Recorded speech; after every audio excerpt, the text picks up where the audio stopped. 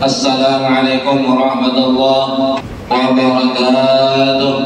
Untuk kultum kami mintakan kepada akhirnya Al-Ustaz Al-Mukarram Al-Muhtaram, yaitu Al-Ustaz Zahrawi Ilyas. Kepada beliau kami persilakan dan kami ucapkan terima kasih. Assalamualaikum warahmatullahi wabarakatuh. Waalaikumsalam warahmatullahi wabarakatuh. Assalamualaikum warahmatullahi wabarakatuh. Alhamdulillah, wassalatu wassalamu ala rasulillah wa ala alihi wa ashabihi wa mawalah. La hawla wa la quwwata illa billahil aliyyil azim. Ayuhal hadirun, seperti yang sudah dipesankan tadi oleh Guru Purjani, bahwasanya kultumnya tidak boleh lebih dari 7 menit atau 10 menit.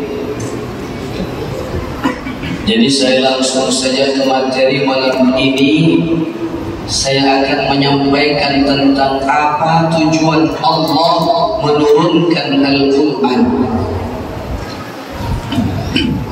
Bulan suci Ramadan terdapat beberapa peristiwa yang sangat agung, beberapa mukjizat. Di dalamnya salah satunya adalah diturunkannya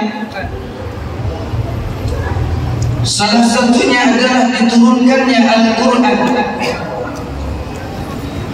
Maka beruntunglah manusia manakala hidupnya mau mengikuti ajaran-ajaran Al-Quran.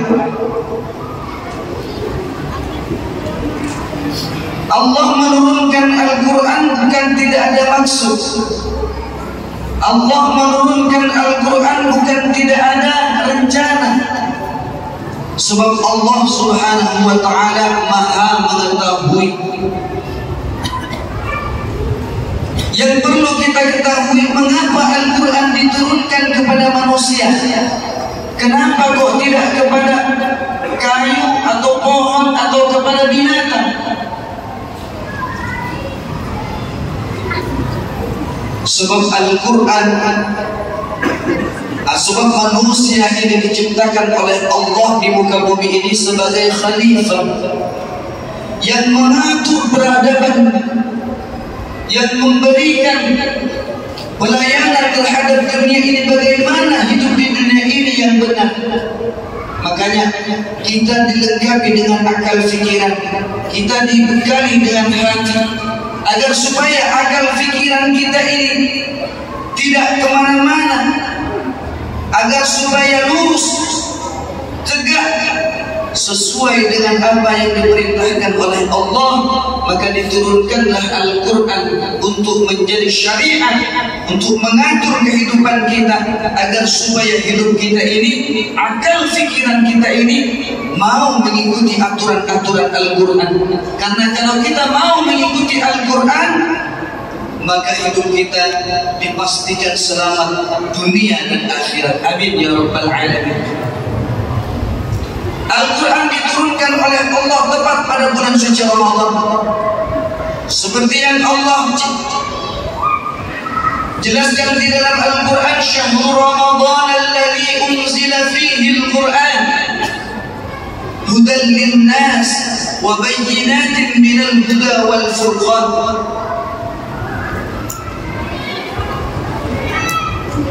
Salah satu alasan kenapa Al-Quran diturunkan oleh Allah kepada umat manusia, kata Al-Quran hudan linnas, untuk memberikan petunjuk kepada manusia, bukan kepada binatang. Karena manusia yang akan mengatur kehidupan di dunia ini. Makanya Allah memberikan peraturan-peraturan lewat Al-Quran. Kemudian selain sebagai petunjuk, Al-Quran adalah wa bayyinatin minal huda, Fungsinya Al-Quran diturunkan memberikan penjelasan-penjelasan tentang apa? Tentang petunjuk itu sendiri. Wal Furqan, dan dengan Al-Quran itulah kita tahu mana yang baik dan mana yang buruk. Dengan mengikuti Al-Quran itulah kita tahu mana yang halal dan mana yang haram. Dan dengan mengikuti Al-Quran itu kita tahu mana yang pantas dan mana yang tidak pantas. Ini tujuan Al-Quran diturunkan oleh Allah Subhanahu wa ta'ala. Mohon maaf Bapak Ibu yang dirahmati Allah, mungkin kalau monyet dapat pisang atau nemu pisang di tandannya matang satu buah, itu yang diambil yang satu buah itu saja kalau monyet. Tapi mohon maaf kalau manusia nemu pisang yang matang satu tandang, yang matang di dalam satu tandang itu satu pohon, satu buah.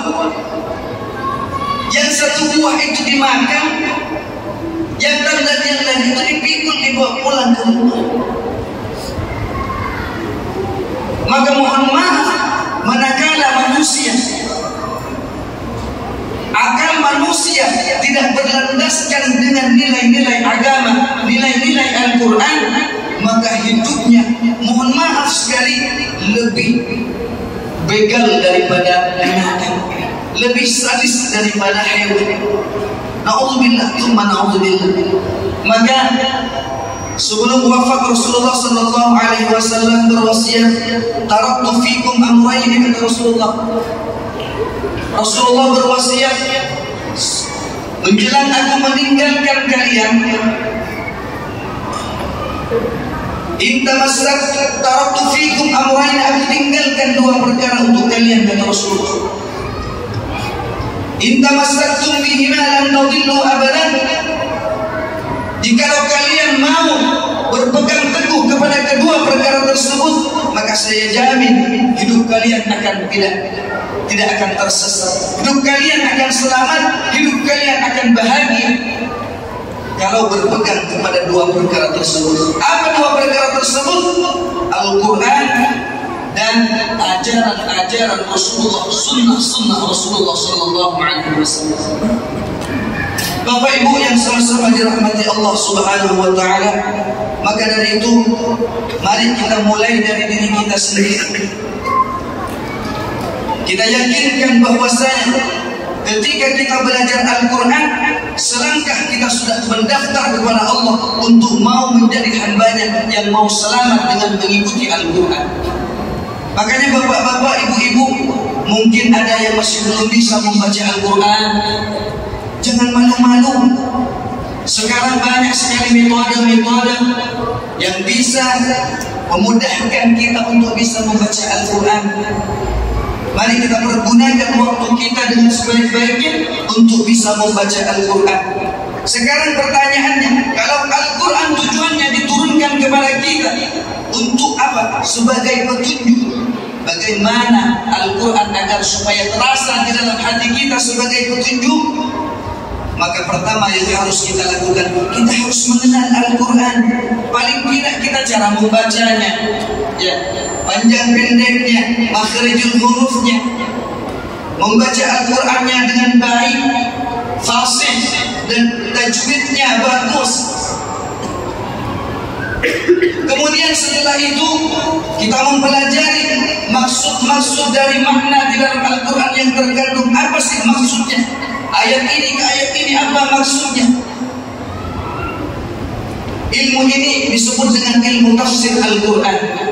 Nah, setelah itu, setelah kita faham dengan maksudnya, yang pertama kita belajar membaca, yang kedua kita mempelajari makna, arti, maksud daripada isi kandungan Al-Quran itu sendiri. Kemudian yang terakhir adalah mengamalkannya di dalam kehidupan kita, di dalam keseharian. Apa-apa yang diajarkan oleh Al-Quran betul-betul kita pegang, betul-betul kita amalkan, maka insya Allah akan terasa bahwasanya Al-Quran ini betul-betul sebagai petunjuk dari Allah Subhanahu wa Ta'ala. Kalau kita selama hidup tidak pernah mengenal Al-Quran, tidak pernah mau belajar, apalagi memahami isi kandungan Al-Quran, jangan harap Al-Quran itu kelak akan datang untuk memberikan pertolongan kepada kita. Sebab Rasulullah bersabda, Iqra'ul Quran fa innahu ya'ti yaumal qiyamati syafi'an li ahli. Bacalah olehmu Al-Quran, pelajarilah olehmu Al-Quran, amalkanlah olehmu Al-Quran itu, sebab Al-Quran itu kelak di hari kiamat akan memberikan syafaat kepada kalian, akan memberikan pertolongan kepada kalian, di mana waktu itu tidak ada pertolongan lain selain daripada pertolongan syafaat dari Al-Quranul Karim. Maka dari itu Bapak Ibu sekalian rahimakumullah, mari mumpung kita masih diberikan kesempatan hidup, pergunakan waktu kita dengan memperbanyak amal ibadah, wabil khusus membaca Al-Quran apalagi ketika di bulan suci Ramadan ini. Mudah-mudahan Allah Subhanahu wa Ta'ala selalu memberikan kesehatan kepada kita, semangat untuk belajar ilmu agama, terutama Al-Quran, agar supaya hidup kita ini menjadi hidup yang selamat, menjadi hidup yang bahagia di dunia maupun bahagia kelak di akhirat Allah Subhanahu wa Ta'ala. Hadana Allah wa iyyakum ajma'in. Wassalamualaikum warahmatullahi wabarakatuh.